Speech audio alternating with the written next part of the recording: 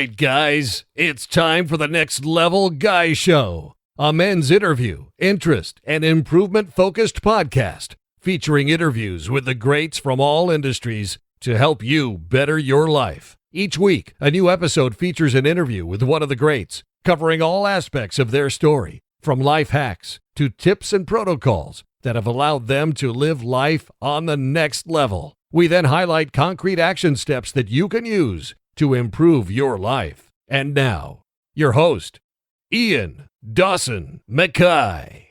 Today's guest is Pablo Rosario. Pablo is a men's dating and relationship coach who helps single men all over the world get better at meeting and connecting with women and build the relationship of their dreams. And in this interview, we discuss his story of how a heartbreak at 10 years old helped to transform him into the very successful dating coach he is today. We discuss his tips on building a deep social life with a rich vein of interesting people in it, how you can actually connect with the people you interact with on a deeper level, and how to build your self-confidence, accept your flaws, and attract the women you truly desire. And now, let's get to the interview. Thank you so much for doing this. Really appreciate it. You're maybe not as well known as some of my other guests, but your material is awesome, your content is fantastic, and it's going to really help a lot of people. But for people who are maybe not aware of the name, could you just give a quick intro, a little bit about yourself? I believe you had a heartbreak at 10 years old? Yes, that is part of my story. Yes, my history, my origin story, as you will, it started when I was 10 years old. Right? When I was 10 years old, I experienced my very first heartbreak. And I can understand, being 10, how can you have a heartbreak? You're 10, you're supposed to be carefree. Well, I had a girlfriend at the time, and I remember it like it was yesterday. So I'm in the playground being that carefree kid. Then all of a sudden, her friend comes up to me and goes, "Hey, so she's going to go out with so-and-so for 2 weeks. And if she doesn't like him, she'll come back with you." And in the moment, of course, you're like, whatever, I don't care, doesn't bother me. But inside, oh my goodness, I was heartbroken. I was heartbroken because I felt second place. I felt like a consolation prize. The thought that started going through my mind was, I'm not good enough. Someone else is better than me. And from that moment on, I made that decision that never again was I going to feel like that. Never again was I going to come second place to anybody. And so what that drove me into was just to go on the internet, start improving my skills, start learning, okay, how do you get better with women? How do you improve your interactions? And, I started to see results, which was nice. But the funny thing is that the deeper I got into it, the more that I saw that it wasn't about lines. It wasn't about tips, tricks, routines, gimmicks, or anything like that. What I came to find that you'll start having better interactions with women when you become a better version of yourself. And that's what led me into developing my own method, if you will, which is self-improvement based, where it's more of becoming the type of person that naturally attracts women, that naturally has great interactions with people, that's magnetic, that's charismatic. And I firmly believe that, anyone can become that. That was one of the biggest lessons that I learned in my journey, because if you were to ask me to this day, I'll tell you I'm a shy guy by nature. That's who Pablo is at his heart. And I used to believe that, either you got it or you don't. But through my journey, I learned that that's not true. You can develop any skill, you could develop any trait, and you can make it part of yourself. And, fast forward years later, here I am, being a men's dating and relationship coach, helping my fellow guys get over the same thing that I did, so that way they don't have to feel like second place. Because that's the thing, isn't it? It's like we're born with either the belief that we're good or we're bad with women. It's that thing of, I can't learn that. I can learn how to do a handstand, but that's just one of those things. Do you think that's like something that we all struggle with, that expectation that we know how to deal with women? We should all have that as part of like the masculine setup, the installation package you get when you're born. Is that more damaging to us, that our ego kind of won't let us ask for help because we believe we're going to be ridiculed if we admit we don't know how to set up these kind of relationships? Yes, I firmly believe so, that the expectation of being naturally good with women, that it hurts guys, and it hurts us growing up. It hurts us psychologically and emotionally, and it causes guys to suffer in silence. I mean, unfortunately, growing up, just from all the messages we get from around us, it's expected that we're supposed to be smooth. We're supposed to know what we're supposed to say. We're supposed to have all these things installed in us from the minute that we're born. And if you have to I'm learn how screwed. to, right? Exactly. I was like, I'm scared, and there's a little bit of a you get looked down upon, or rather, we look down on ourselves when we come to realize that maybe there's something that we have to learn that we're not good at, and that causes us to overcompensate and to go about things the wrong way. You see, because that overcompensation is covering up that hurt, that lack of knowledge. And then we end up going about it the wrong way, getting our information from wrong places, from wrong sources. And then when we don't get the results that we want, then the self-fulfilling prophecy continues. Oh, I'm not good enough. Oh, this is just the way I am. So it's very hurtful. And the way to get out of that is, the first thing is just to define your own metric of success. Define what it is for yourself. And also understand that what you've been fed is not reality. That is not the way real life is. That's not the way a man is supposed to operate. No man is supposed to just know how to, interact with a woman. This is something, again, this is a skill that can be developed. I mean, this is where sort of like a lot of people know the term like pickup, so they know like the game and mystery and all that kind of things.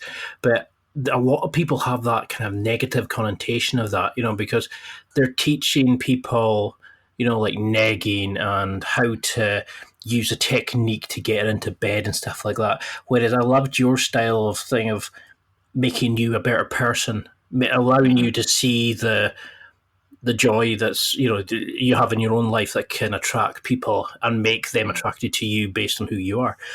But would you regard what you do as pickup, or would you regard what you do as self-improvement for a man to attract people into their life? How would you, like, what's your opinion on pickup? Would you, like, categorize what you do as pickup as, say? That's a very good question. And here's my opinion on pickup. I can't badmouth pickup. It's hard for me to do that because that's where I started. And that's, and a lot of the techniques and things like that, they do work and they do produce results. Now, my only, the problem that I found with pickup and my experience in it is actually twofold. Number one is that pickup gives you a shell. You end up becoming someone that you're not. Mm-hmm. All those tips, tricks, and lines, they're not your words. They're not your stories. And you're becoming someone, you're putting on a shell, you're putting on a facade, which leads me to my second point. My second problem that I didn't like with it is that with pickup, they only teach you how to meet her and get her phone number. After that, it doesn't tell you anything about how to set up a date, how to make a fun date. What do you do when you're 4 dates in? How do you keep the spice and the passion going 3 months down the road, 6 months down the road? How do you handle problems when you guys come into your first disagreement? How do you not let your ego get in the way and potentially lose out on a great woman?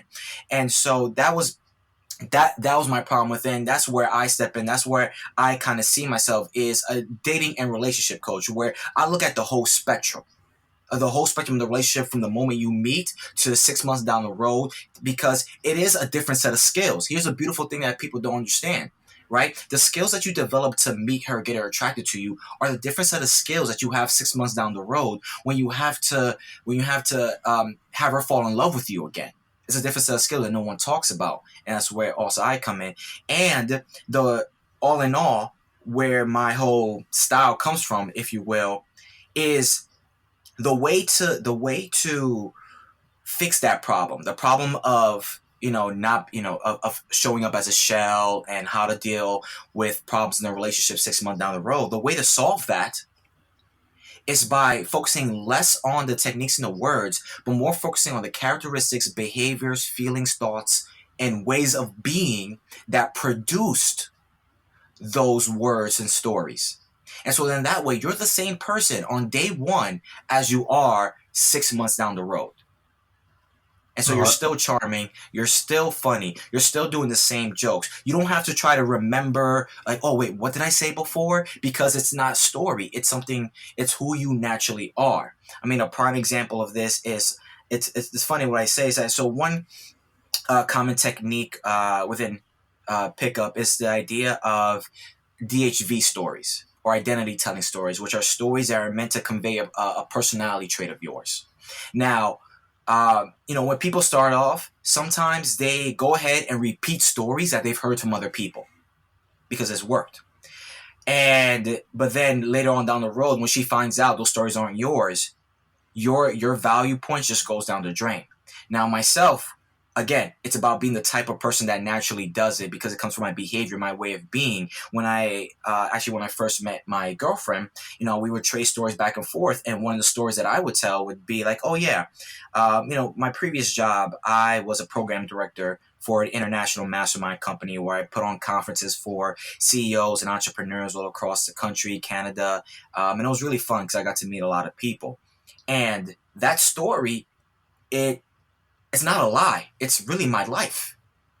And so I'm showing up authentically. And that creates a stronger connection than any shell of a pickup line will. Because that was also my issue with, I dabbled in pickup for a while, was the initial kind of negging techniques, routines. It just felt fake, it was like it wasn't me. And girls pick up on that straight away, or like even other people.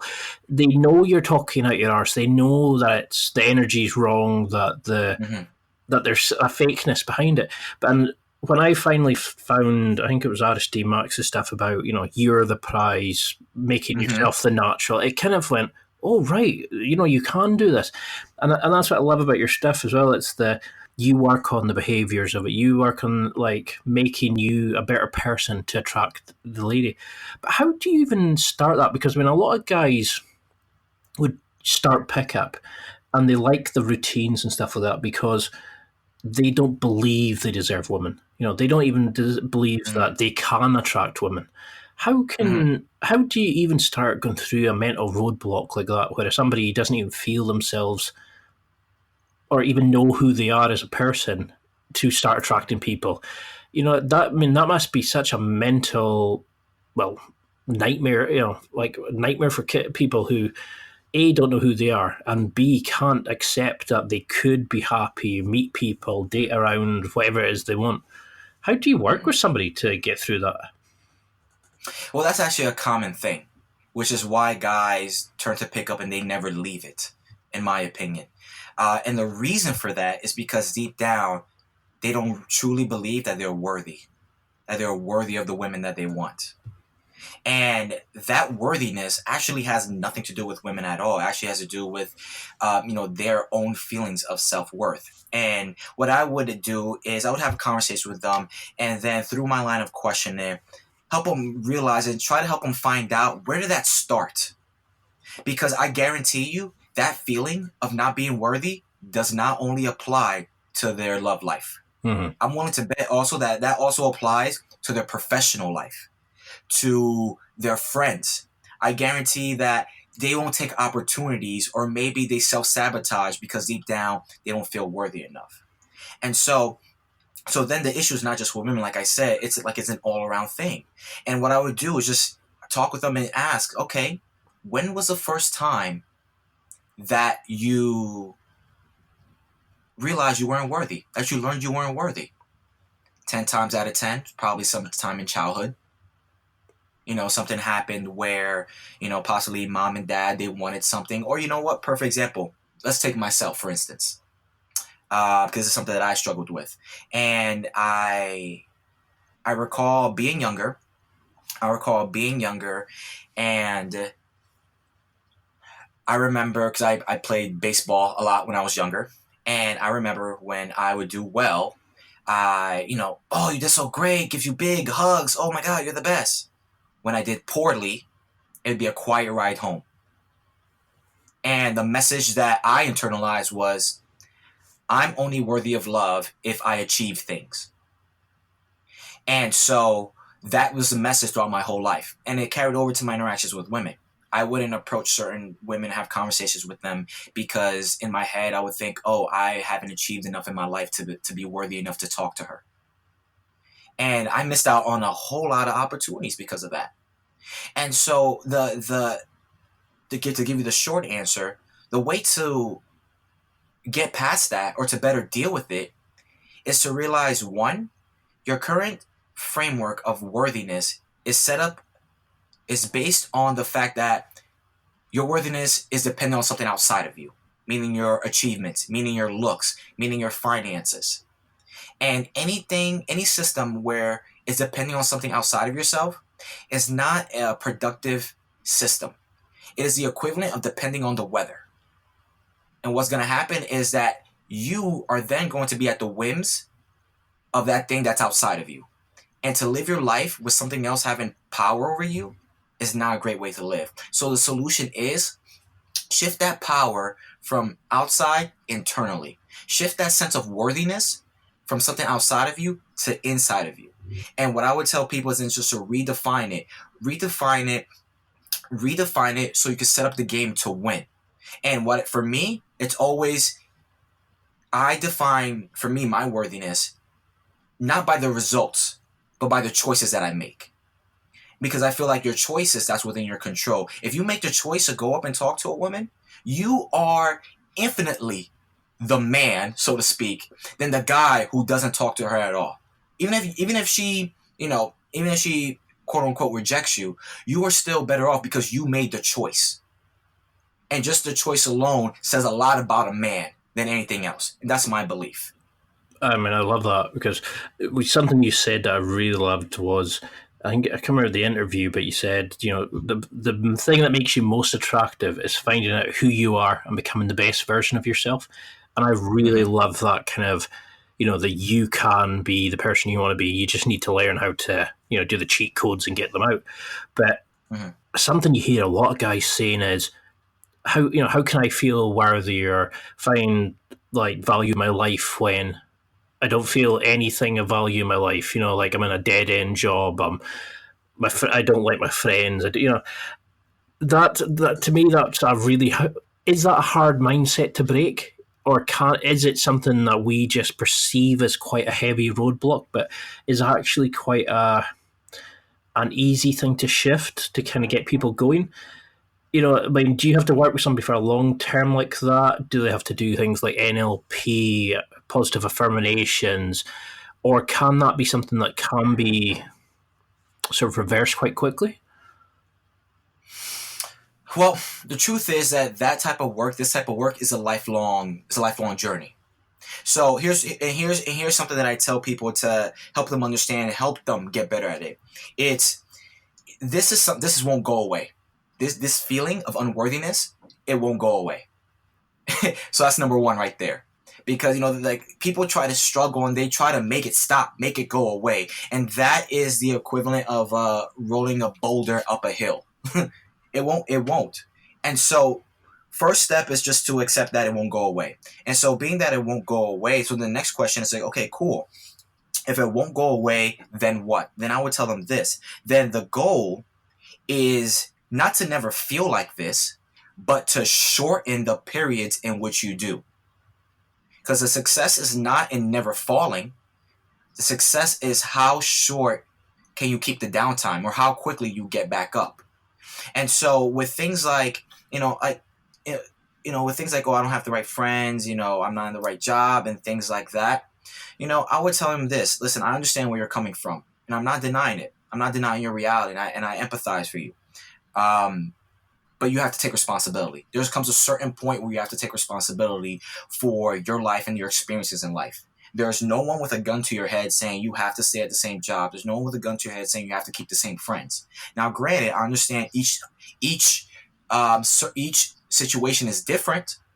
However, though, you have the ability to find a solution, to take control, and to start making changes. And the idea that, oh, I can't do it, it's called a fixed mindset, which I'm sure a lot of you guys listening have heard about.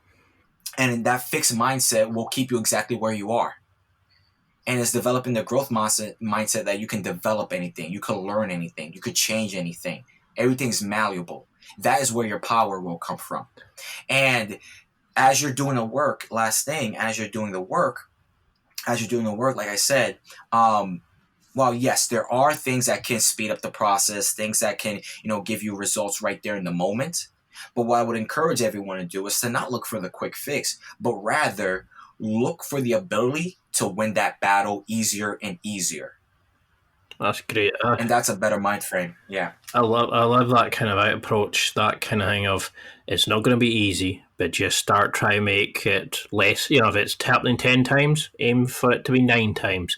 Once you get to 9, build till 7. And it's that kind of thing. It's like take slow gaps. And if you can't, if you try to jump 2, you miss 1, go back 1, start again. It's not a problem. I think we put too much thing on this. We expect too much too quickly. I mean, see somebody listening, for example, just now, they might be thinking, okay, do you know what? I'm going to get my dating life handled. And now they're kind of, they're having to deal with social anxiety, having to deal with upgrading their wardrobe, having to deal with going out where they've maybe not gone out before. They maybe had a bad breakup, divorce, whatever it is. What would your advice be to start? Now, I've always been a big fan of getting people to go out and just be social, speaking to the cashier, speaking to the guy next in line, or, just treating every interaction as a chance to improve your connections and your sort of relationship building and stuff like that. Would you agree with that? Or have you got a kind of a trick that works? Well, not a trick, a technique that works for people? I would agree with that.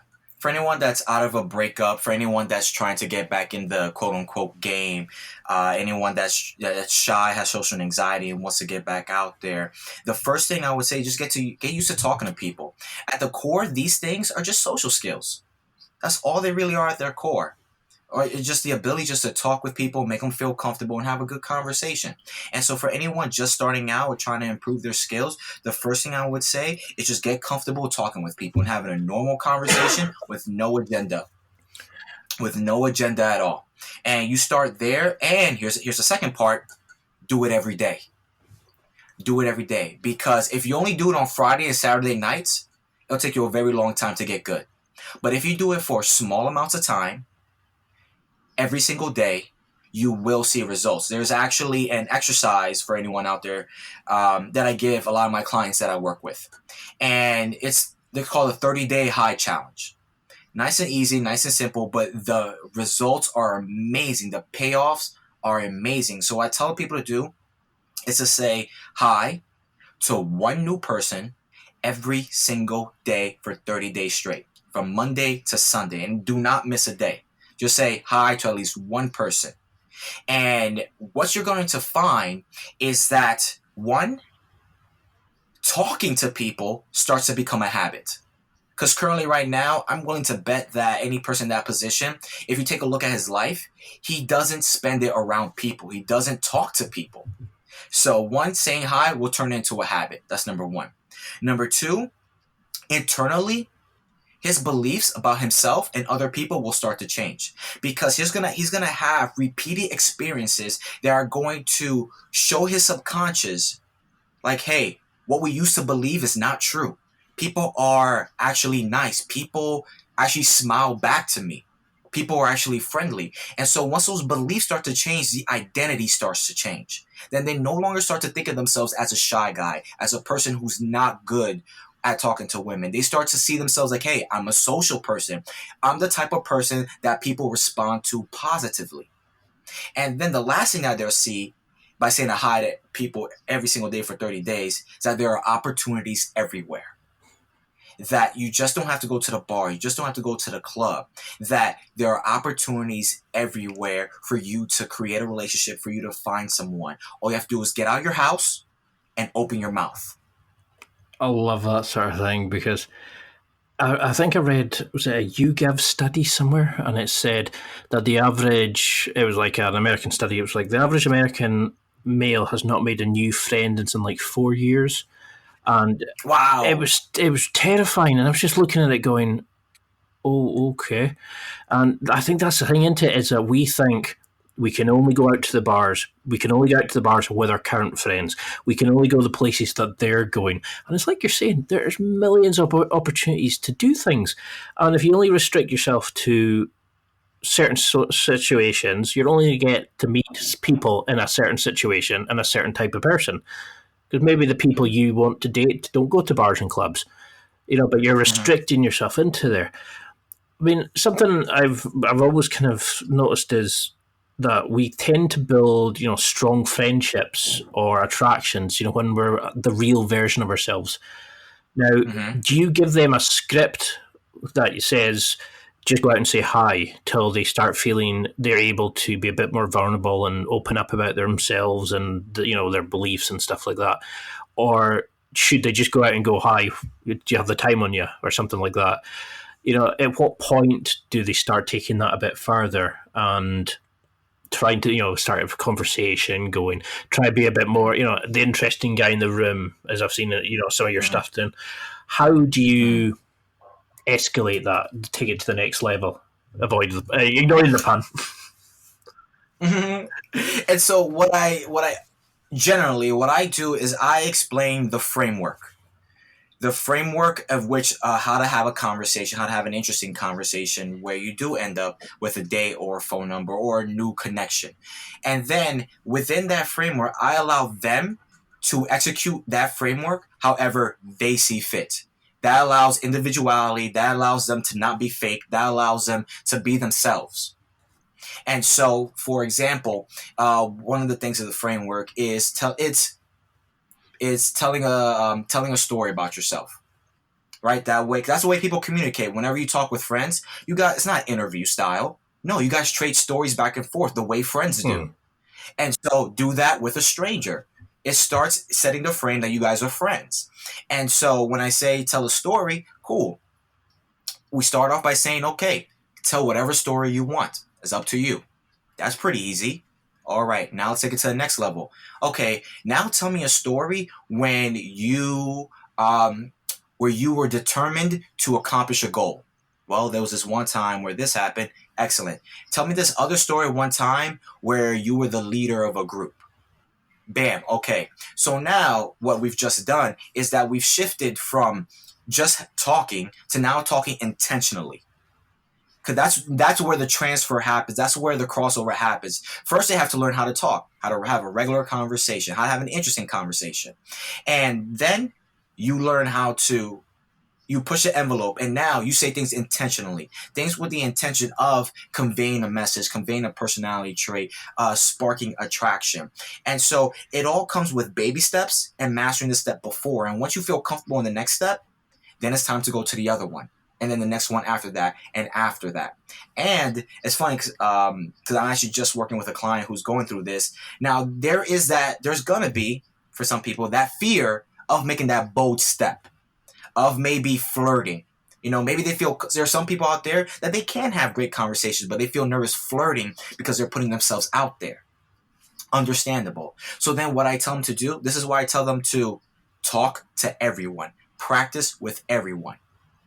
Because now the pressure's off. You're talking to someone that you're not attracted to. You're just executing and practicing the skill.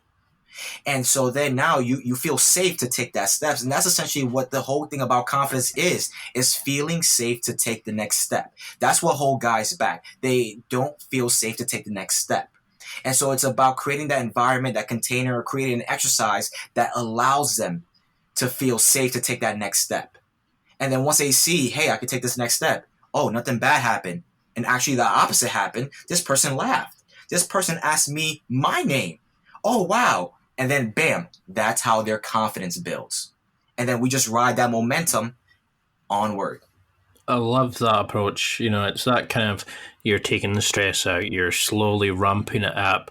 I think you used the term somewhere, turning up the volume on yourself.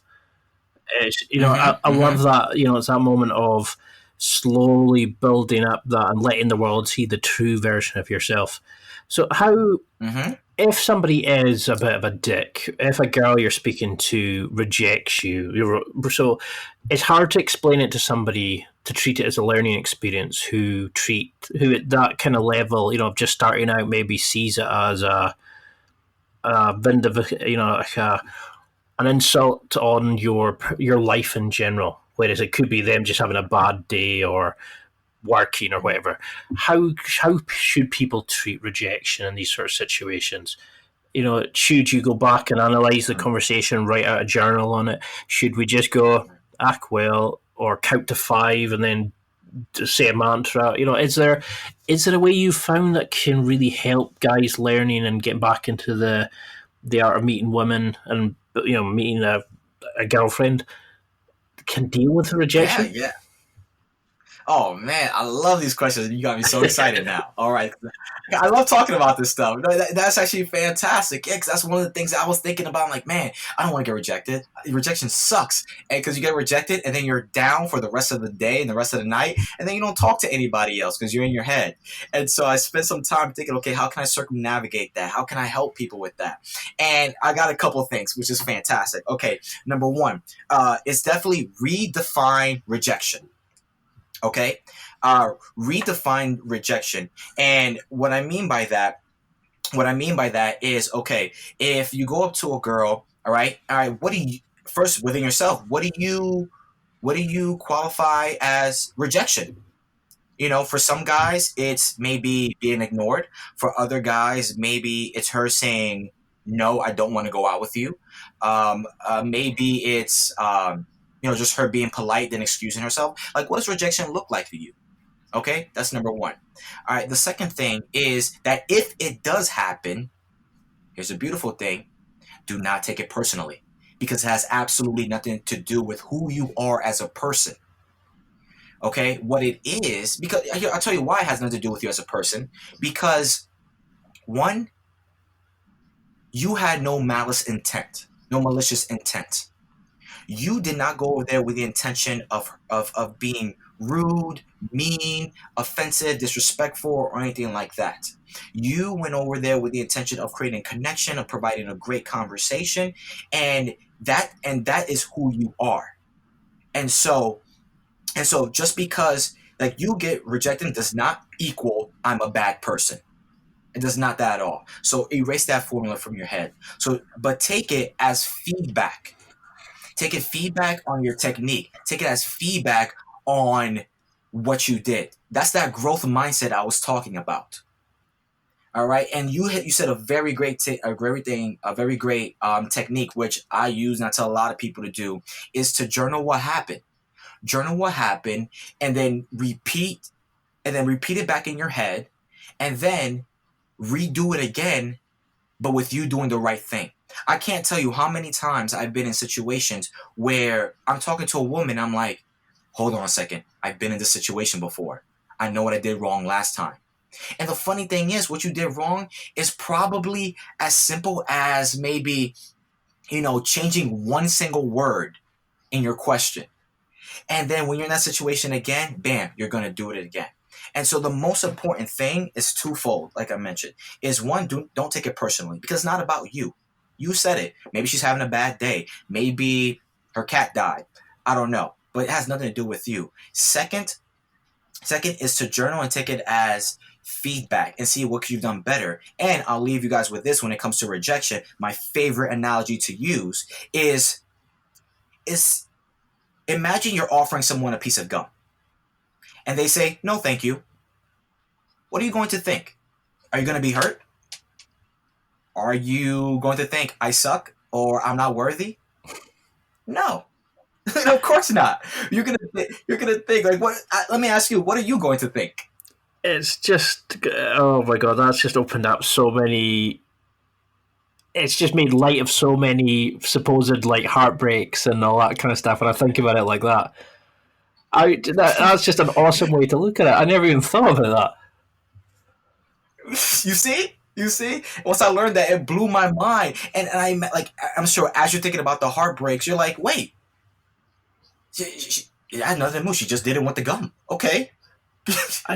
That is such a unique way. That's like, this is why I think so many guys need to, be signing up to coaching classes and buying your products and stuff like that, because that is going to help so many guys who are sitting just now going, well, I went up, I tried to speak to this girl, and then she said, and then you can hear the story they play to themselves, the terms that they use to define themselves, like, I'm a shy guy, I'm not pretty enough, and you're just going, offer a chance to speak, doesn't want to, fine.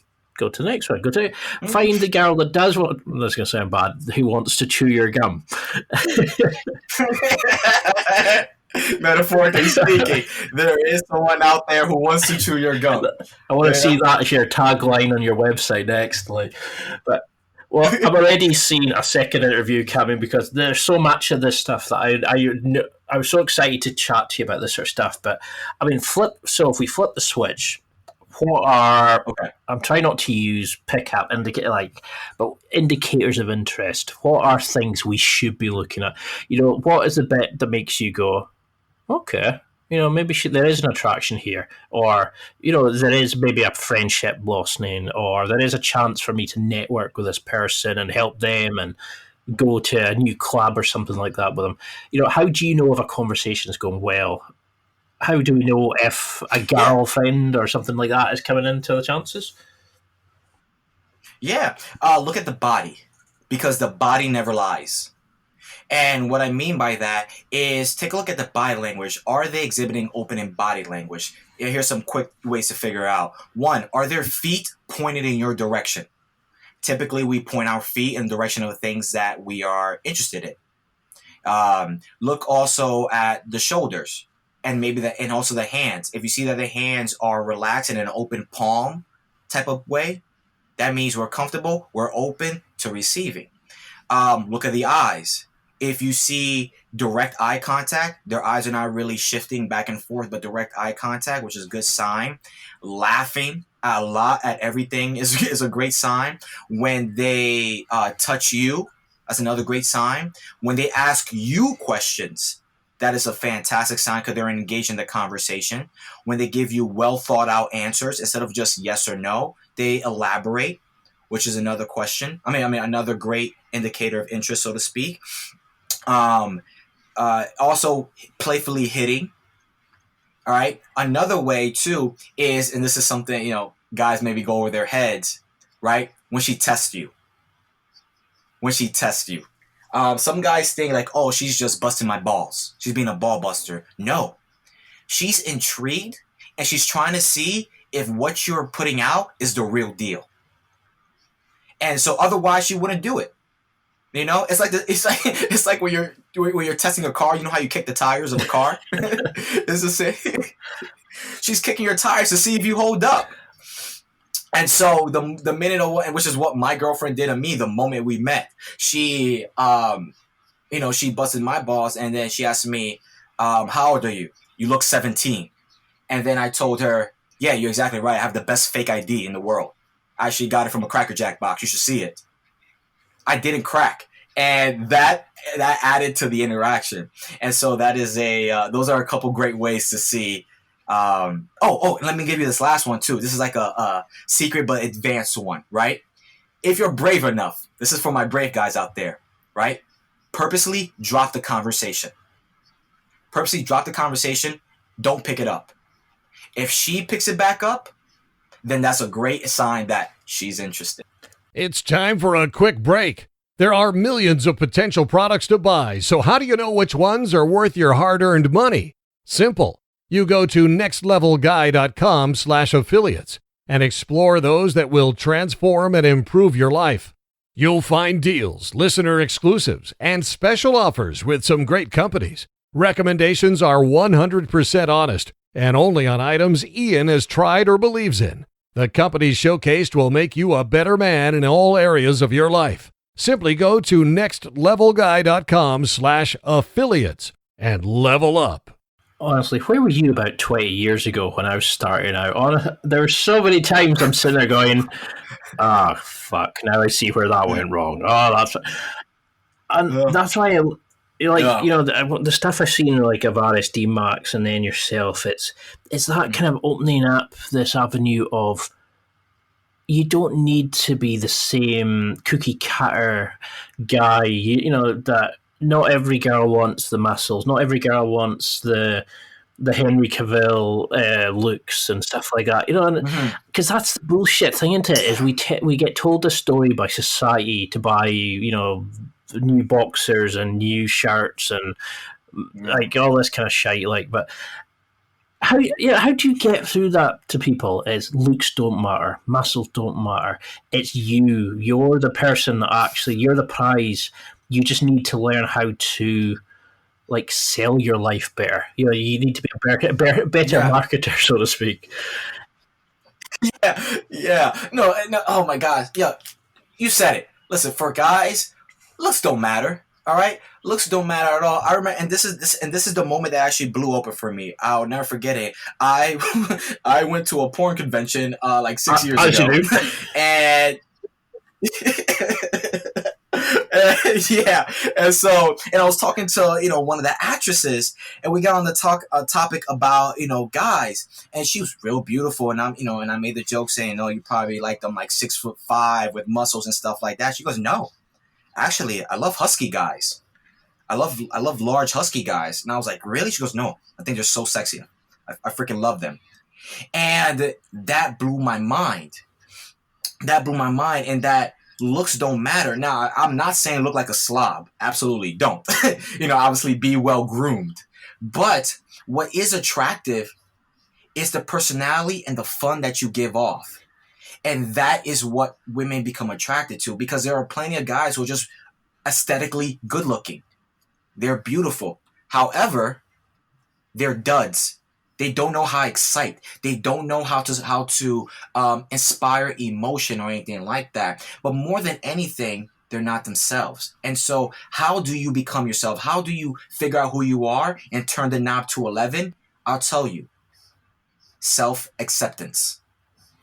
Self-acceptance. All right. I've used this analogy before, and I love using it because it applies so much. It's the difference. It's like the difference between a Ferrari and a Prius, right? When you buy a Ferrari, you know that it's sexy. You know that it's beautiful. And at the same time, you accept the fact that it guzzles gas. And a Prius, same thing. It's great on gas. But when you buy it, you also accept the fact that it's ugly. I mean, they're good. They're better now. But when they first came out, those things were horrendous. They were hideous. But not exactly a sex machine of a car right there. But you accepted all of it, and you need to do the same thing with yourself, right? You need to accept all parts of you, the parts that are great and the parts that you are improving on. You notice how I didn't say the parts that are bad. I said the parts that are great and the parts that you are improving on. And once you give that whole self-acceptance, what happens is that then you give off this air of not being attached, of non-neediness. You're not needy at that point because you're not seeking validation. That's where the sex appeal comes from, that you're not seeking validation. You don't need a woman to confirm what parts of you are good and what parts are not, because you already accepted it. And because you already accepted it, that fear is already out of your head, which allows you now to have more fun. Okay? Imagine, I'm trying to think of a good analogy. But for example, it's like, okay, boom. It's like, let's say, you're low on funds, and so you have that worry of not having money. But then payday, the paycheck comes in, that worry goes away, and now that worry, which is the block, goes away, now you can have fun, and it's the same thing with yourself. So once you have that self-acceptance, and now you have that self-acceptance, now that worry, because you're not seeking validation, so you're walking around, I don't need validation from anyone. That's where half the worry for guys comes from, is the seeking of validation from women and oftentimes from other men. So when you don't have to worry about validation anymore, when all your worries are away, yourself, your true self, has space to come out. Does that make sense? How are you not a massive name in this industry? Like, just listening to your stuff, and I'm like, fuck me, like this has completely changed my like outlook on a lot of stuff, and I see so many guys struggling, and I'm like, they listen to the same old crap, and it's like you've got stuff like this out, and it could change people's lives, like, and it's like you don't just treat them like to get the girl or get in that situation. You're treating them how to get better in the relationship, then how to get better as a person and keep it evolving. How do you like? What should people be doing outside of life? Like, how do we build a life that has become so good that the girl is like the whipped cream on top of the dessert of your life? She's not the whole meal. How do we get it to a point? Because too many guys stop going out when they start dating. They stop seeing their friends. They change. They're not the guy that she initially met. How, or like a guy who goes to, like, say, like for me, for example, I've got the podcast jiu-jitsu. I want to start rock climbing again and all that kind of stuff. How do we make that attractive and draw people into that, or do we have to go out and tell people about it, so to speak? How do we make our life that beacon that people are drawn into? Essentially, it revolves around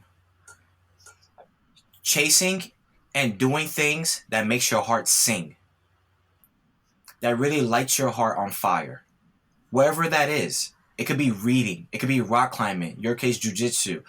For other people, it is playing Dungeons and Dragons. I literally know someone who has success with women telling them about Dungeons and Dragons. I love this guy. And so, right? So, but here's the reason why I say that. Right? Here's the reason why I say that is doing those things that make your heart sing makes you come to life. It gives you the sense of fulfillment, and people want to, and then you create this aura around you that people want to be a part of. People want to be a part of. People want to be a part next to people who have that special light, that special glow, because they themselves are searching for it. And then when you do that, you give other people permission to do the same. And so what I would tell people who want to start building that life is start doing things that set your heart on fire, and do them for you. Don't do them to impress women, because that will translate. But do that for you. And the side effect will be you attracting women into your life. And this is the way it happens, is that when you do start to talk to women about that, right? I would encourage people, don't tell them what you do. Tell them why you do it. Because when you tell them why you do it, you are not communicating something mental and intellectual. You're communicating emotion. That's the transference of emotion. And what you feel will transfer over to her. She will light up and feel what you feel. You will spark it within her. And being that you are the person that initiated that, she will associate that with you and attract you to her. And now every time she thinks of you, she has that feeling. All right. It's like, have you ever had I'm guarantee you this. I guarantee you have some people in your phone that when you see their name pop up on your caller ID, you're like, oh man, what does this person want? Oh, and you haven't even picked up the phone yet. But you just have those. And then again, you have those people that when their phone comes up, you get a little jump. You get a little jump inside, like, oh, it's them. I'm so glad they called. And that's because that person has this light and they're living their life a sort of way, and that's rubbed off on you. So to all my guys out there that are listening, start doing things that light you up, that set your heart on fire, that makes your heart sing, your passions. Okay? And if you want me, we can get into it. I even tell guys how to find their passions. I actually have a process for that. But you can't just tease it. You've got to tell it. Okay, I just want to be in the interest of time and stuff like that. But all right, so it's pretty simple, right? It's a simple process. I'll just do the short version of it. But essentially, it is right. It is essentially make a list of all the things you like to do. I don't care what they are, whether it's play video games, collect rocks, jujitsu, rock climbing. Cool. All right. Then I would also make a list of how do those things make you feel?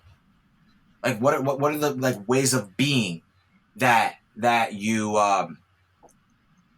incorporate into that, right? And then what I would do is then I would see and look for the common thread between the way you feel and what is your favorite things to do. And this takes a little bit of work, but I find the common thread. And whatever the common thread is, it is your passion. So for example, okay, the things that I'm interested in, I love, right, check this out. I love psychology. I love Batman. I'm a big Batman fan. I love body language and people and things like that. Now, as far as like the states of being that I'm always in is joy. I love joy, happy. I love what else? Curiosity. Okay, and so I looked for the common threads, and as far as the things that I love to do, I love figuring out people, and I love seeing the blueprints for behind people, because that's why I love Batman. I love more Batman because of the psychology behind it, the joy behind it. And like that's my thing, is joy. So when you put them together, the common thread is essentially figuring out people's mental blueprint to bring about joy. And so now I can do that so many different avenues. I can do that through video. I could do that through talking to people. I could do that through talking. That's for me. That's just for me. And for other people, it may be different. But once you find that passion, that joy, you lean into it, and then you'll get to the point where you don't even need a woman. And I say that in respectfully, but what I mean by that is like you don't need her to complete you. That's the point you want to get to. You want to get to the point where you do not need anyone to complete you. And that's a big thing into it, is explaining to people is this is an addition to your life. This is a bit, a girlfriend, partners. Yes. They're there to finish it. They're not there to make it, to validate you as a person. They're just there to share it with you. You can be perfectly happy without somebody, but obviously, I think, was it Friends? No. American Pie, the film, when he said you can hit a ball against the wall, but it's better with a partner who returns it to you. I thought, perfect. So see when you're working with a client, and they come to you and they have things like jealousy, previous heartbreak, upset over XYZ. Does this all disappear when you start teaching them to be more this life? Do they have all these stories and identities they built into themselves, but the second you start showing them this style of life, all that does it all just evaporate? Or do you need to tackle that at all? Because I get the impression that you just motivate people and you get them so positive and psyched about life, they forget all that bullshit. Is that the sort of thing you find that happens? That is the end result. However, though, part of the process is learning to make peace with what happened. Trying to forget about it, act like it's not there. It's just the other side of the same coin, which is focusing on it and using that as a cause for your issues. It's just a form of, psychologically speaking, it's just another form of avoidance, and which is not a great way to deal with things of the past, to act like they're not there. Because what that ends up doing is just pushing down all the resentment, all the anger, all the sadness. It pushes it down, and what ends up happening is it boils over, and then it comes out in not productive ways. Maybe it comes out in addiction. Maybe it comes out in drinking too much, drugs, too much porn. Maybe it comes out in violence. That's because they haven't dealt with it. So it's very important that they deal with it and they make peace with it, and they're able to move forward with it in a constructive way. And so all in all, so what I do as part of the process is I help them develop a healthy relationship with it. Imagine having a friend or a family member who's just toxic, but you can't get away from them. So you have no choice but to develop a relationship with them. And that's where your power lies. You get to choose the relationship that you have with that emotion. Just like you get to choose the relationship you have with that person. So if someone just went through an ugly divorce, okay, it happened. You can't deny that, right? Now the relationship that some people have with it is something of resentment. I was hurt. She treated me bad. She was in the wrong. All women are terrible and they're out to get guys and they, attack my manhood. That's a certain type of relationship you have with it, right? And I would investigate, okay, what made you believe that? What, why is that? Why is it important for you to not feel disrespected? Why is it important for you to feel like a man? I would do some exploring. And in that exploring, we get down to the truth. We get down to the truth, which a lot of times is a need not met. A lot of time, a need of some sort was not met. A need to feel respected. A need to feel loved, to feel heard. And once they realize that didn't happen in that situation, here's the thing: not placing blame, because it's easy to be like, well, it's her fault.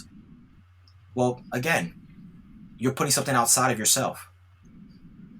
And so my question is, then my ultimate question is, all right, so what are you going to choose to believe?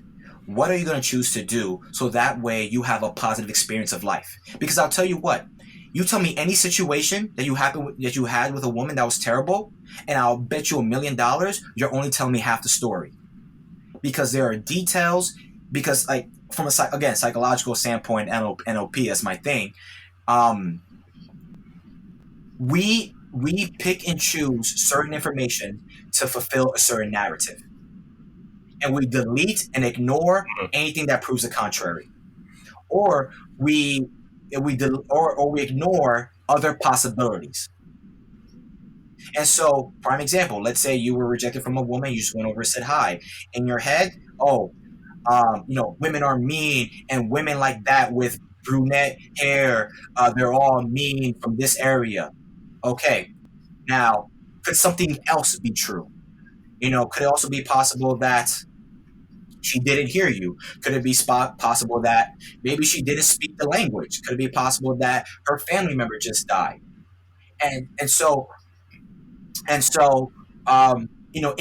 doing things like that, we have the person consider other things. And in considering other things that can also be true, you change the relationship that you have with that scenario.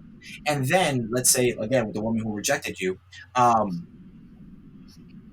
me ask you this, which one makes you feel better and more empowered to try again? A, she's just a bitch, or B, her grandmother died and she was not in a place to meet anybody at that moment. It would which one more empowers you? Which one makes you feel a lot better? Likely B, I imagine. And the name of the game is not proving yourself right. The name of the game is, what can I believe? What can I feel that empowers me to move forward in the direction that I want? Not in the direction that's inspired from my past. You want to move in the direction that you want. So then, like I said, what can you believe? What can possibly be true that would allow you, here's the question. Boom, here it is right here. What do you need to believe to be true in order for you to do what you want? There's your question.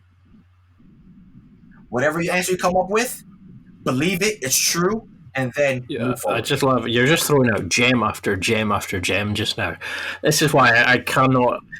This is why I want to throw as many guys your way as possible to get you, because you're going to start treating them. You're going to show them that the life they want is true. You're going to blow up. You're going to be an amazing big name in the dating industry, and you should be already. But it's like. It's the way you look at it. It's like two people have the same event.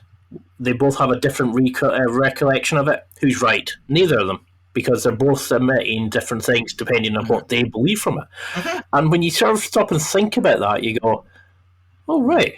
Aye. Because they say, well, you said so-and-so in that way. And you go, no, I didn't. I said it in this way. And you're like, who's right? Neither of you. So imagine then we've gone into this situation. we've met the girl, we've started a few dates, we're building up the life, and we're like, okay, this is going to go somewhere. How do you maintain that? How do you become? Because that's why I liked your stuff like immensely at the start, was because you take it further. You talk about how to be the person during the relationship, how to elevate the two of you. How do you make your client a better boyfriend, a better man to be with, to ensure that they keep that life, they keep improving themselves, that will naturally attract their partner?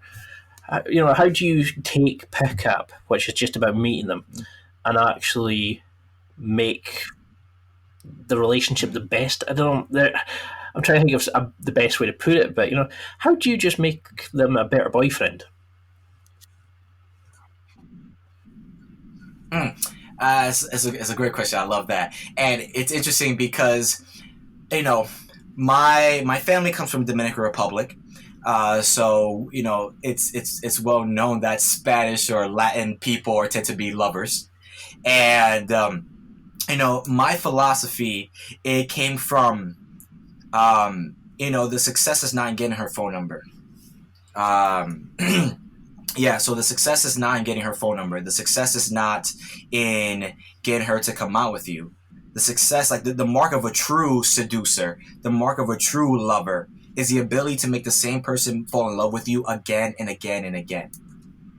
And that's because, the first time around, the first 6 months, she already knows all your tricks. Mhm. She's already heard all your stories.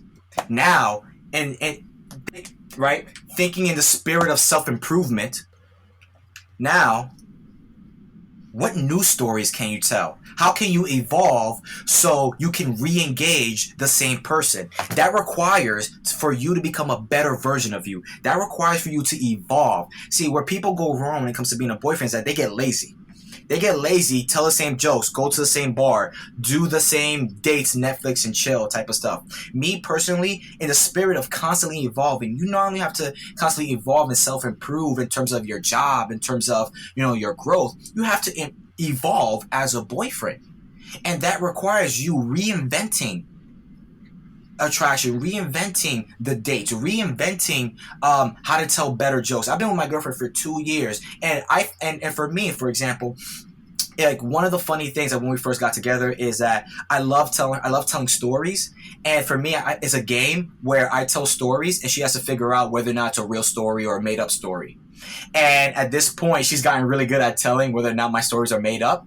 And now, but I'm not seeing that as like, oh man, I guess I stopped trying. Like, no, now that's forced me to become a better storyteller. So that way she can't figure it out. And then when it comes to dates, I'll give you the what I call the epic date formula.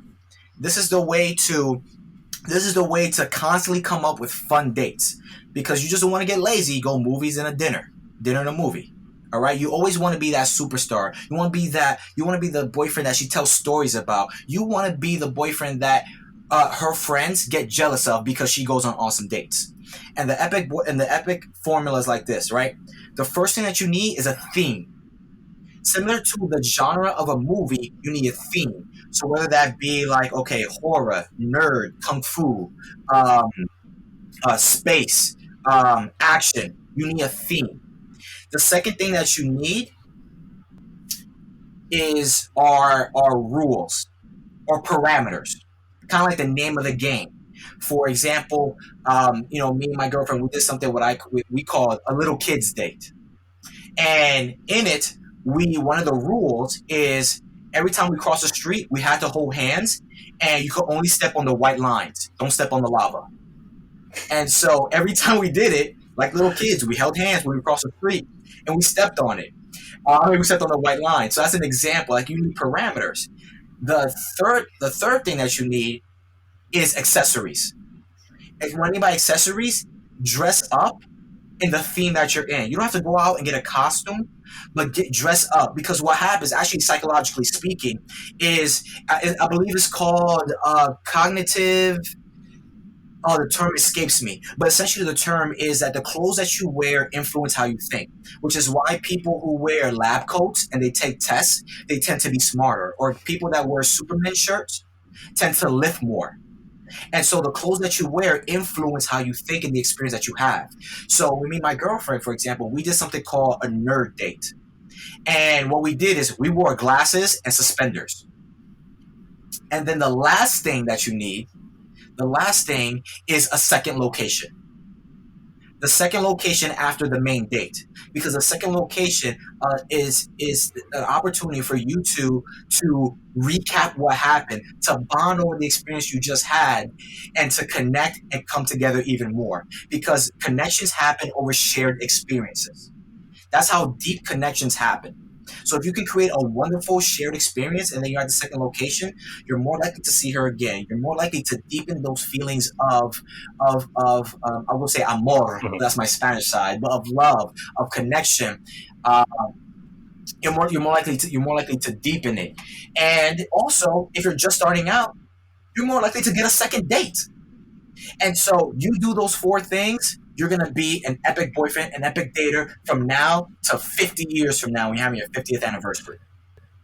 Yeah, I was smiling the whole way through that just now because I was thinking of some dates I had where I did that kind of thing, where you have your own in jokes, you have your own silliness, your the way of doing Mm-hmm. it, and you have like the second place you go for the walk, and you walk on the Mm-hmm. bollards because the floor's lava and all this kind of stuff, and it's stuff that you do as a kid, and it makes it fun and exciting for the other person. And I was just smiling just now because I was thinking those are the dates I love, but those were the times I fell in love with a girl, or we had the best date possible that you remember Mm. for years after.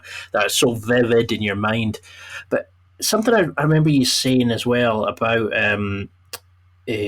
storytelling. Like how that can make you the most interesting person in the room. Mm-hmm. It can make you new friends, new dates, etc. What tips would you have for storytelling? Because some people kind of go, well, she said this, he said that. There's no emotion, even though they're probably a really interesting person. How can we Mm-hmm. how can we light the scene up, shall we say? Yeah, sure. So what you just said, I don't do. When you just say this happened, it's very technical. That's how guys think. That's how men think. We're very technical in our heads, logical. This happened, and then this happened, and then this happened. But that's boring. That's like reading an instruction manual. That's not interesting. Okay. Instead, what makes a story fantastic is the emotions that it sparks up. And the way you do that, it's like I mentioned before, is to explain why that instance is important to you, why it changed you, how did it change you, why did it mean so much to you. Whenever you tell a story, answer the question why, and then whatever comes out is going to connect with the other person because now you're talking the language of emotions. And talking the language of emotions is infinitely more power than talking intellectually. I mean, how many times did you really pay attention in school? You fell asleep because they were talking intellectually. But when you remember a movie, when you remember a story, the reason why you remember it because of how it made you feel, of the emotions that sparked up. And so if you want to instantly become a great storyteller, I want to say focus less on what happened and talk more about why it was important to you, and why it changed you. If I may give an example for the listeners so Definitely. they know what it's like. One of my favorite stories to tell is about my pocket watch. Right, I have this great pocket watch that I wear. And when someone asks me about it, I go, "This is a story to tell." I go, thanks. It was actually a Christmas gift from my dad a couple of years ago, and it means a lot to me because when I was little, he really didn't show me love or affection. But when he gave me this for Christmas, and I saw it as said from father to son, that was really the first time in my life that I actually felt loved by my dad, and that's why this is one of my favorite pocket watches, one of my favorite things to wear, and which is a lot different from saying, "Thanks, this is a pocket watch I got from my dad. He gave it to me on Christmas. It's awesome. Do you like pocket watches?" And so, if you notice the difference in stories, the first one, it puts you back in my shoes. Of maybe in your life, maybe there's a parent or a parental figure whose love you wish you had. And now you're a lot connected to not only me, but the story. as an example. So what? Okay, I mean, that's the sort of second mention you've had of your short childhood. Do you think that kind of childhood that you mentioned, like where you had the issue just now with your dad with like about being in the car at the softball game and that sort of thing, is this why you've become somebody so positive and wanting to help others and like such a I want to say a love giver, but like somebody that's so like wants to make everybody's happy as positive, and get them to be the best person themselves. That you didn't want other to feel that way because you've turned into this amazing young guy. And when I hear some of your stories, I'm like, I can't imagine that happening to you because of the guy that you've become. Has this used as a kind of motivation juice, so to speak? Wow. That's a good question. I never really took the time to stop and think about it. My childhood, it's funny. So my childhood was not, on the surface, it wasn't terrible. If you were to ask me, 6 years ago, I would tell you my childhood was normal. I got love. I wasn't beaten or anything like that. I wasn't abused. But, after doing my inner work, there were emotional needs that were not Mm-hmm. met. And no fault of my parents because they were doing the best that they could. It's just, it is what it is. And um, however, though, like I said before, remember how I mentioned before about accepting all parts of you. One thing also that was part of my childhood was the examples that I got. With me, as far like my dad would always tell me, be the best version of yourself, always be the best. He would always tell me, it's funny, I would go, Dad, I'm bored. He goes, okay, go read a book, which is how I came to love reading. My mom, I saw the kindness that she would give and to people, and that's how that rubbed off on me. I remember seeing her, the way she is with people, and I also remember the way my dad smiles. My dad, in each and every one of his pictures, he has this like he's like the Dominican Santa Claus, the way he smiles, and and so that's all I knew as far as joy and how to be, and Because you're so full of life. and so Yeah, you're just so positive and like I mean, I had issues with my dad when I was growing up where he would be mhm, negative, he would be sulky and stuff yeah, like that. I mean, we're a lot better now, but for a while it was like I used that as a way of I didn't want to be, and this where it yeah, started going. yeah. This eventually created the podcast, my kind of lust for self development and all this kind of stuff. So it's interesting that you kind of used it the positive, but I kind of used the Mhm, negative. But we both kind of get into the same kind of places. mhm, I mean, you're doing it a lot happier, shall I say? But because that's the thing, isn't it? It's like yeah. you can. It's our childhood affects us in a lot of ways, and if we don't accept it, Mhm. it can really mess us up and come out in different ways. But I mean, your parents should be extremely proud of the man you've become, and it's amazing that you can then take what you've learned as a young man and started channeling that into other people. Do you notice a difference, like with guys from like more culturally controlled, like say an Indian guy versus a Dominican Republic guy versus a European guy versus a American? Or are we all built the same? The stereotypes are just bullshit stories we hold about ourselves. So the needs and desires are the same. Everyone wants to be free. Everyone wants to feel loved. Everybody wants the approval of their parents. Everybody wants to feel worthy and validated. Those are common and those are consistent across cultures. The difference that comes in is the rules or the ways in which those things are expressed and achieved. And so, who am I to say that my way is better than or better than a person who is Indian, or European who say my way is better. There's no way to say one culture is better than the other. The way to achieve it. But what I would, but the main thing that's important. Here's the problem. Here's the main thing that's important is that there comes a point where in every human's life where he or she has to leave their family of origin to develop their own life and their own family. And in doing that, they create their own ways of being, their own customs, their own traditions. That's just part of becoming an adult. And what happens is that unfortunately, that break never happens.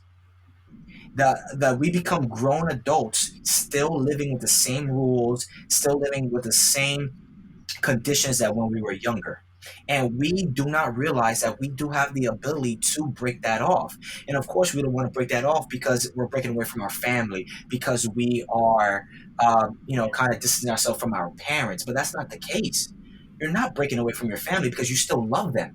That love never goes away. Now, there's just a difference. That love never goes away. It's still there. The only thing that you're doing is that you now are designing how you want to live. And how you design to live does not dictate how much you love somebody, how much you love your family. And so what I tell a lot of people, people that grow up in conservative cultures, is the love doesn't change. The love doesn't change, and the customs and things like that, understand that those are passed on by their parents and their parents after that. And those customs came about because of certain things that are important. Respecting the family is an important value. So respecting the family is an important value, or staying within your own culture is an important value. Now, again, that is a value that was put on you by someone else. But you're an adult now. You can choose your own value. And just because you choose differently does not mean you don't love them. And the thing that the thing that's keeping people stuck is the mind frame that if I choose different, it means I don't love my family. When that's not the case. You can choose different and still love your family. I love that, because I mean, one of the reasons I was asking was I work in a job as well to this, and I get to interact with a lot of guys from different cultures, different age groups, and some are married, some have kids, some have like widows and stuff like that, and it's when you get to meet these guys, you see, like you're saying, they all have the same hopes and dreams and that, but some of them start coming away from their cultural norms. Mm-hmm. Because it gives them a chance to experiment, to become the different persons outside of their childhood environment, or outside of their village that they've grown up, or stuff like that.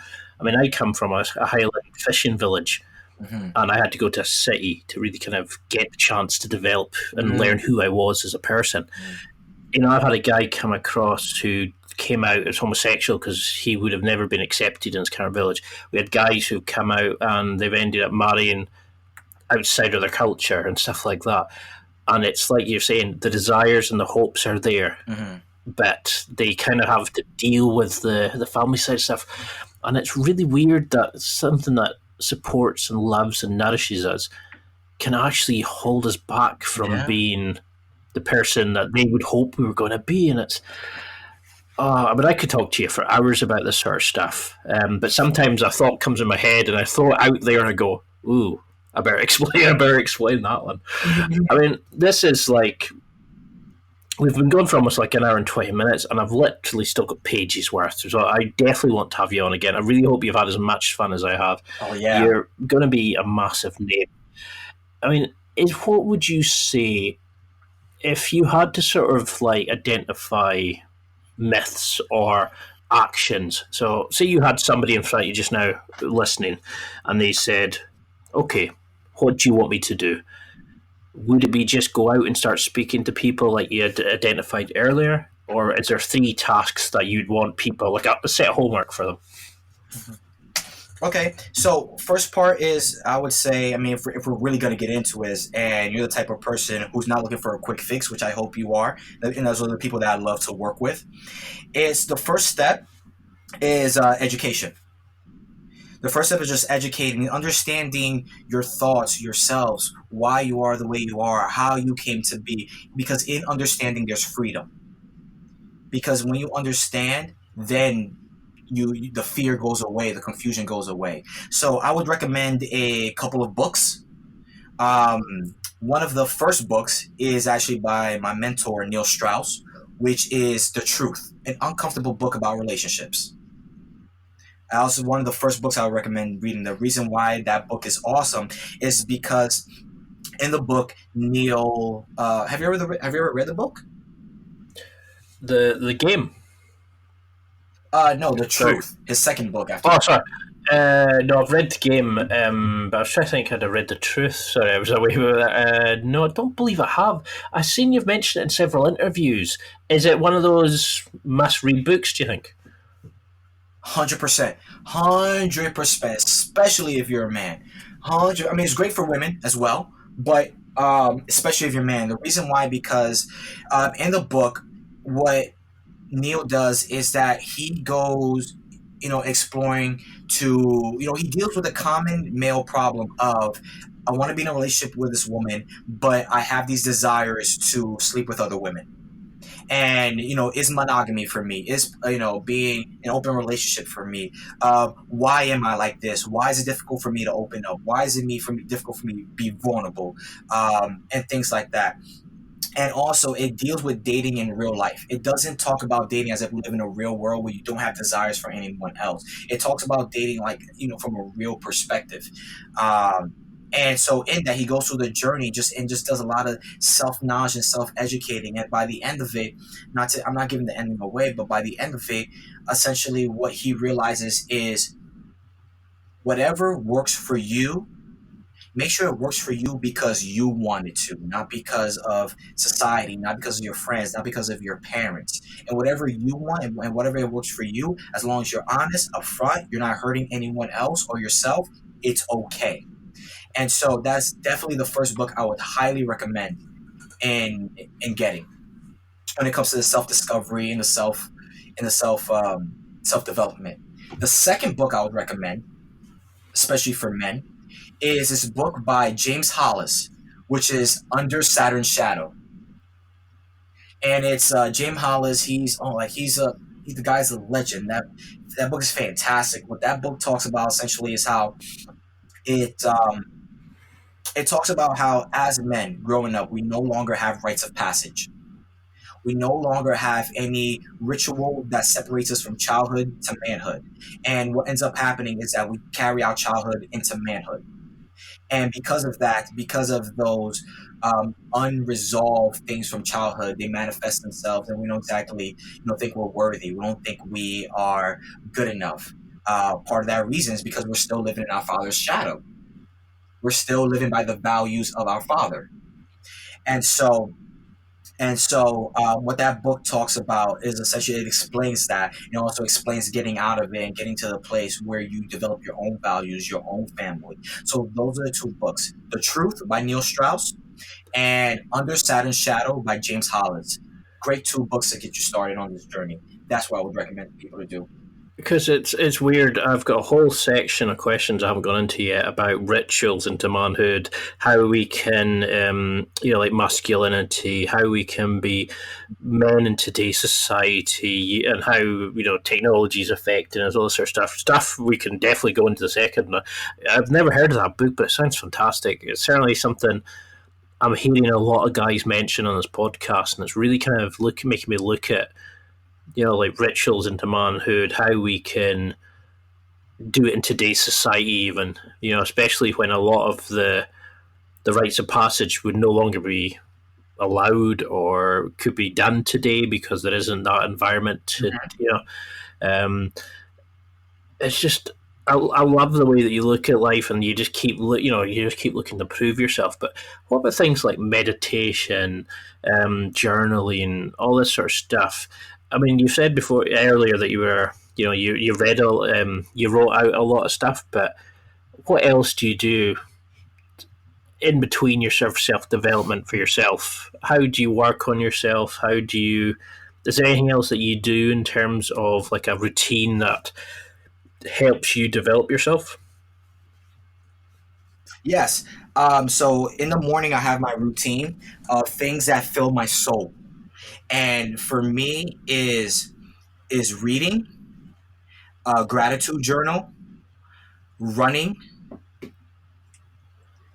and there's a fourth thing I feel like, but those are the main things: just reading, running, and gratitude journal. I forget the fourth one. I literally do it every day. I don't know if my book is around here somewhere, but so one thing that's very important is you do some form of self-care. You know what I mean? Where you just take care of yourself. You fill your own cup. That's the analogy I wanted to use. Do things Um, do things to fill your cup because you can't be abundant from an empty cup. So for me, the things that fill my cup are the reading, the meditating, the gratitude journal, and also running, whatever form of physical exercise. That way is my mind, my body, and my spirit. And it doesn't need to be anything extensive, just something every day. The most important thing out of all of that is meditation. You said it you hit the nail on the head. Everybody out there, download the app Headspace. Do you know about that app? Yeah, I've got it on my phone. I need to get back into it. It's really good. Yeah. Oh my God, fantastic. It's a free app. I love it. It's a guided meditation. It's only 10 minutes. You do it every day, and you really don't have to try. It does the work for you. What ends up happening, the reason why I highly recommend meditation for everyone, highly recommend it, is because what meditation does, just simply by itself, it creates a gap or creates a delay between your thoughts and your response. It separates you from your thoughts. And so the benefits about that, let's say talk about dating, is let's say you have these feelings of like, oh, worry, anxiety, social anxiety, thoughts of maybe being rejected. Whereas currently right now, there's a very little delay. So you think the thought, you immediately believe it. You immediately embody it. Whereas what meditation does, it allows you to pause and not react to the thought and just let it pass by. And it allows you to operate from a place that you want and operate from a place of choice. And so meditation is one of the best things you can do in your whole journey. Trust me. It pretty much, it allows, like I said, it just gives you time to separate yourself from your thought. It allows you to examine and explore it. And that's where the growth happens. So meditation, number one advice. It's also I feel also slightly like you're reprimanding me for not using it because it really helped me. I mean, I used to have depression. Well, I still suffer with depression every so often. I still have OCD and stuff like that, and it clears out when I use, like Headspace. But then Jiu-Jitsu started doing that for me. It made me get back in the moment. It's hard not to when somebody's trying to choke you out, if not. So I kind of. But as you become more. Like more of an expert, not an expert, as you get better and better at it, you can kind of control the situation. So you find your mind starts wandering and stuff like that. In the middle of a roll, it's pretty dangerous. And it's just now I'm thinking, okay, yes, I will start meditating again. Yes, I know I should be. I mean, I'm really. I'm like really actually disappointed to say I've just noticed we're well over the time I said it would be. So I mean. I definitely have to have you on again and really go into stuff deeper. You're such an interesting guy. But thank you. I've got a couple of sort of wrap-up questions. Yeah. The first one has to be, did that 10-year-old girl ever come back to you? What was it? I've never heard you actually say. What was the final outcome of that? No, she never got back with me. I still remember her name. I'm not going to say it. We're actually friends on Facebook. I'm actually friends with the guy that she left me for, but no, she never came back to me. So there was that. Because it must be weird, like for her. Does she know that you use that story's motivation that made you like kind of transform yourself? I don't think she even knows. I don't think she even remembers. Because I never told her. I never really told anyone the effect that had on me until I got older, and so I'm pretty sure I'm willing to bet she doesn't even know. And so for her, it's probably just like a blimp in the history back in grade school. Because it's amazing, isn't it? It's like you think like a girl blows you out. Oh, that's it, end of the fucking world. And it's like the same like me with this podcast. Somebody says no, and I'll send them an email a couple of months later, and they'll go, "Oh yeah, cool." Mm-hmm. And you go, well, you said no a minute ago. And you're like, and then you realise, like a girl will turn around to you and go, "Did I say that?" Oh, right, sorry. It's like they don't even remember half the time, and you've made it an identity out of it, and you're like, what the fuck? Yeah. But your whole life has changed, and then you base your whole life on that one decision that the person was like, "Oh, I'm sorry, I didn't know I said that. It wasn't that big of a deal." And you're kind of going, "Oh, did you take that way?" And you're like, I completely created a whole identity based off this, and they're going, all right, I just meant at that moment I was a bit pissed off and hungry. And you're like, Ah, right. Okay. Uh-huh. Uh, Exactly. I've been in that situation actually. I mean, I remember dating a girl Oh. when I first started dating. There was a girl who every single person I spoke to, I was flirting with. You know, I couldn't order a meal in a restaurant unless I was trying to screw the waitress. I was doing this, I was doing that, and then when I started dating a second girl, and I would say something, and she would go, "Oh, cool, yeah, you know, oh, yeah, you're looking cool," or what, you know, and it made me suddenly go, "What?" Like, you know, I was so used to saying one thing and then having to deal with a barrage of negativity coming back from her with the first girlfriend. So when I got my second one, I was like, oh, somebody can actually care about you. It was weird to have like Mhm. a positive look back from a girlfriend. It blew me away, and I was just like, "All right, this is what dating is like," you know. And it's amazing, like how many guys have gone through Uh, that, and that's their idea of dating a girl in this situation, dating a girl like a foreign girl, dating a girl taller than you, dating a girl who's maybe got older brothers, or just on one situation can completely change their attitude in life. That's mhm. we are such a messed up gender. Honest to God, that's just Oof, are you kidding me, man? We're so sensitive. That's that's something that no one talks about. We're so sensitive. We might be more sensitive than women. I think we need pedicures, manicures. We need our private spaces. We need like our vending spaces. Oh, I think, man. I think so. I mean, so say you had to. I'm actually disappointed wrapping it up. But I mean, say you had to like wrap it into a bow. What would you want everybody listening? Say they could remember one thing apart from your website details, obviously. What would you want them to take as the go home message? What would you want them to kind of go away and think, yeah, that, you know, like that's the bit that really struck home? Or how would you sum up? Because you've given some amazing advice, but how would you Mm.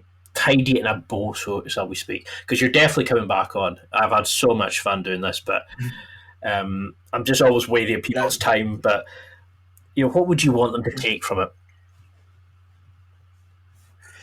if someone was in front of me right now and I had to sum it up and I had an elevator ride, 30 seconds to do something, to say something, essentially what I would say is, in classical Pablo fashion, I would tell them, hey, you're sexy, you always been sexy, and don't let anyone tell you different.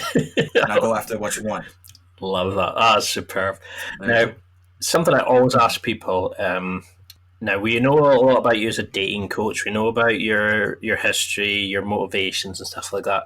But what's an unusual fact about yourself? Something I love using this as a sort of second last question.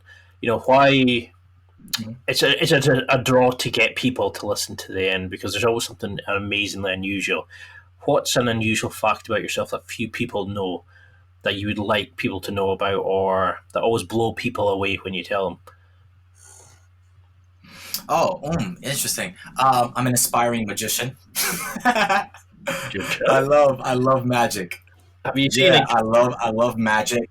There's a guy called Chris Dempsey on YouTube, and he's trying to like bring Mhm. about magic again, and all, and it's like being a kid again when you watch him. And you're like, okay, what? Wait a minute, what just happened there?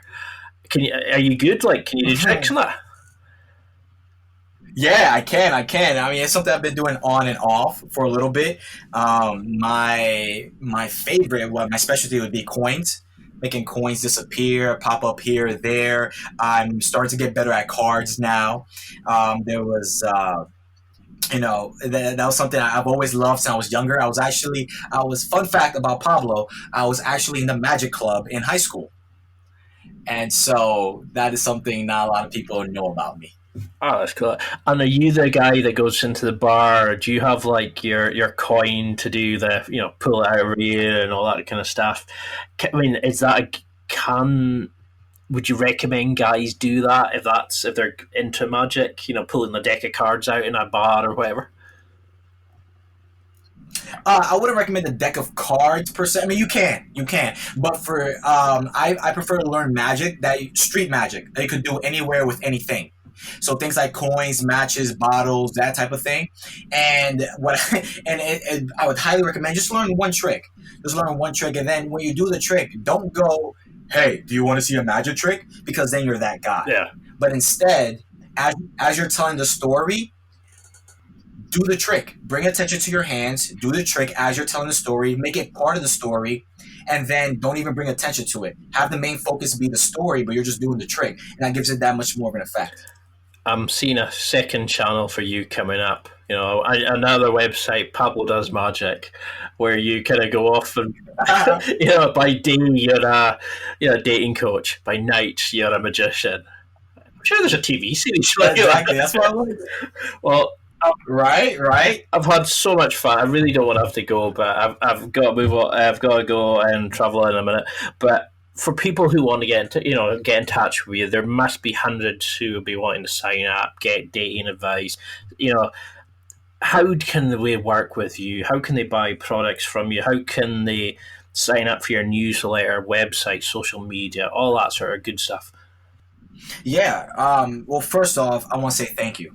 Thank you for this opportunity. I had a blast, and I can't wait to come back. This has been such a fun conversation. So I want to say thank you to you, and extend my gratitude. That's the first thing. Thanks. And and as far as where they can contact me, you can always find me on social media. Best place is Instagram, which is at Pablo.J.Rosario. And if anyone out there feels like I can help them, would like some help in just fast tracking their dating life, becoming a better, at interacting with women, you can always go to my website where you'll find a free 5-day conversation confidence course that I put together, where it'll build up your confidence in 5 days to talk to women. And if you just want one-on-one help and feel like you really want that, accountability and that guidance, you can always just email me personally. Since I have a great time, I'm gonna give out my personal email, which is Pablo@PabloJRosario.com. Or you can just find me on my website at PabloJRosario.com. Well, that's it for another week. And thank you for listening. It's now time to take what you've learned and use it to develop and enhance your life with the key points mentioned. Listen, try it, embrace it, use it, and crush it. Now's your time to hit that next level in your life. If you liked this episode, then please leave a comment on the show notes or a review of the show on your podcast platform. Everything helps evolve the show. Until next week, keep seeking the next level in your life.